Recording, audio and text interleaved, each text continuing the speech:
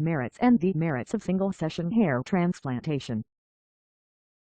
Hair transplantation seems to be the best idea for people who are losing their hair, but there is more to consider regarding transplantation.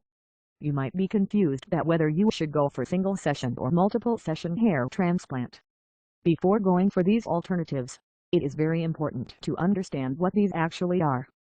Single-session hair transplant includes a larger area of the scalp, which is covered, while multiple-session hair transplant includes multiple smaller sessions in which smaller areas are covered every time. Now, it totally depends on your amount of hair that is being lost.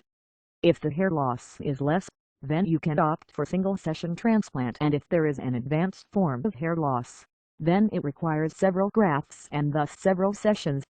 There are certain merits and demerits of single-session transplant that you must acknowledge before going for it.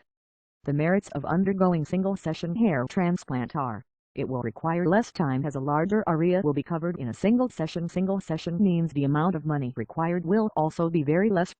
Thus, it is more economically. The demerits of undergoing single-session hair transplant are: it is going to be quite hectic for the patients, as he will be required to spend 1 or 2 days in the clinic, as surgeon will have to cover larger area in a single attempt. A lot of pressure will also be bared on the surgeon, as he needs to cover a larger area in a day or 2. Due to all this, the results can be compromising.